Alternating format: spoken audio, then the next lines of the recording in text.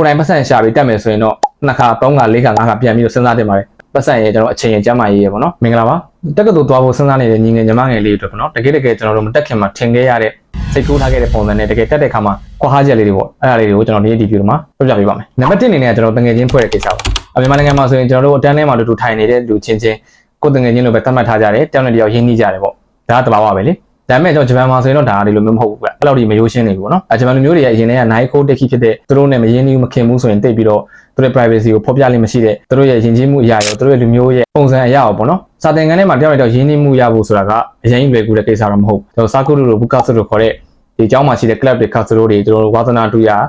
အသင်းအဖွဲ့တွေမှာသွားစုပြီးတော့မှတကယ်ချင်းဖြစ်လောက်ကြတယ်နောက်တစ်ခုချက်ကပါလဲဆိုတော့ဂျပန်ကတက္ကသိုလ်တွေမှာကကျွန်တော်တို့လီရှူတို့ခုလို့ခေါ်တဲ့ဘာသာရပ်ကိုကြိုက်နှိမ့်တက်ရာကိုရွေးချယ်ပြီးတော့တက်ကာတာဖြစ်တဲ့အတွက်ကြောင့်တယောက်နဲ့တယောက်ရွေးချယ်မှုချင်းကမတူဘူးနေတိုင်းဒီလူနဲ့ဒီချိန်မှာတွေ့ရဖို့ဆိုတာကမလွယ်ကူနိုင်ဘူးကျွန်တော်တို့ရင်းနှီးသွားဖို့ဆိုတာမလွယ်ကူဘူးပေါ့နော်အဲကြောင့်မလို့ကျွန်တော်ကဘူကာစစ်တွေစာကုတို့တွေကိုအဓိကထားပြီးတော့တကယ်ချင်းဖွဲ့ကြတာဖြစ်ပါတယ်ဒုတိယအချက်ကတော့ကျွန်တော်ဂျပန်စာခက်ခဲပေါ့နော်ဂျပန်စာအကြောင်းမှာသင်ငယ်တုန်းကဆရာဆရာမတွေနားလည်လွယ်အောင်ပြောချွန်းခေါ်လို့ခေါ်တဲ့အားလုံးသုံးတဲ့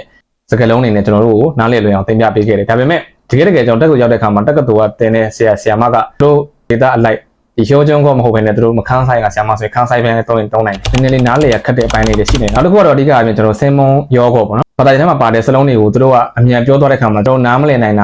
လိုက်မမိနိုင်တာတွေဖြစ်နိုင်တယ်ဂျပန်စာကျွန်တော်ညီဟောင်းနိုးလျော်ခုဂျပန်စာစွမ်းရည်ရဲနောက်တစ်ခုကကျတော့နားလဲလို့ပေါ့နော်အဲ့တော့အသားကျဖို့အထိကတော့စူးစမ်းရပါတယ်အစားပိုင်းမှာတော့တတိယအချက်ကတော့ခုနကကျွန်တော်ပြောခဲ့တဲ့အထဲမှာပါသွားတဲ့ကျွန်တော်တို့လီရှူတို့ခုလို့ခေါ်တဲ့ဘာသာရပ်ကိုကျွန်တော်တို့မှတ်ပုံတင်လို့ပြောမလားဘာသာရပ်ကိုကျွန်တော်တို့ကိုယူခြင်းတဲ့ဘာသာရပ်ကိုတက်ခြင်းတဲ့ဘာသာရပ်ကိုကျွန်တော်တို့စီးရင်သွင်းတဲ့ဟာပေါ့အဲ့ပြဿနာကလည်းကျွန်တော်တရားကျောင်းတစ်ကျောင်းနဲ့တစ်ကျောင်းတော့မတူဘူးဆိုရင်အများစုကတော့နည်းနည်းလေးရှုပ်ထွေးတဲ့ထဲမှာတော့ပါတယ်အဲ့တော့ဟီရှူလို့ခေါ်တဲ့ယူဟိုယူရမယ့်ဘာသာရပ်လေးရှိသလိုဟီရှူမဟုတ်တယ်ပေါ့နော်ကျွန်တော်ဒါမိုင်နာပေါ့မြန်မာနိုင်ငံမှာကျွန်တော်မေဂျာနဲ့မိုင်နာနဲ့ရှိတယ်ဆိုတော့မေဂျာမိုင်နာလို့ကွဲနေရမျိုးလေးရှိတယ်အဲ့မြန်မာနိုင်ငံမှာဆိုရင်တော်တော်များများကကျွန်တော်တို့တွေသူတို့နေကကျောင်းကဆရာဆရာမတွေကသတ်မှတ်ထားပြီးသားဟာကိုကျွန်တော်တို့ယူပြီးတက်ကြတာဒါပေမဲ့ဂျပန်မှာကျတော့ဟီရှူကတော့မဖြစ်မနေယူရမယ်တစ်ဖက်ကဟာကျတော့ကိုကြိုက်တာကိုယူလို့ရတယ်အဲ့တော့အဲ့ဒီနေရာမှာလည်းကျွန်တော်တို့ကဒီချာလေးဒီစီနီယာတွေကိုကျွန်တော်တို့ဒီချာလေးမင်းမြန်းပြီးတော့ဒါမှမဟုတ်ကိုအတိကျွမ်းတွေကိုဆရာဆရာမတွေကိုမင်းမြန်းဖို့လိုတယ်ဒီနေရာမှာကျွန်တော်တို့ယူတဲ့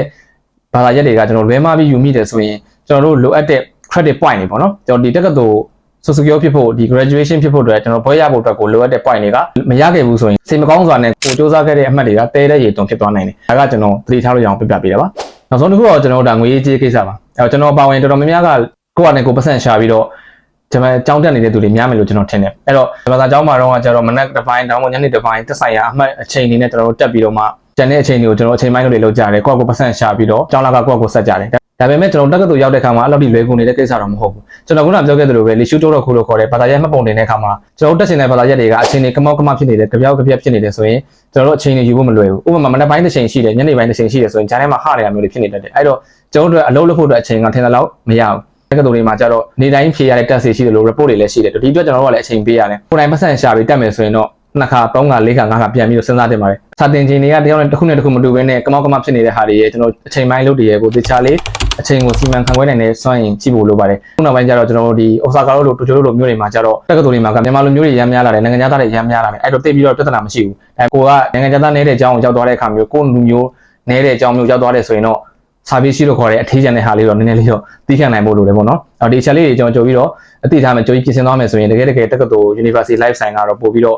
့အဆင်ပြေချုံးပြီမလို့ကျွန်တော်ထင်တယ်ပေါ့နော်ပတ်စံရဲ့ကျွန်တော်အချိန်ရကျမ်းမာရေးရပေါ့နော်အဲ့သုံးခုကတော့ကျွန်တော်ဒီချက်လေး queue site ဖို့လိုပါတယ်အဲ့တော့အားလုံးကြိုးရှိမယ်လို့ပြောနေမှာကျေးဇူးများတင်ပါတယ်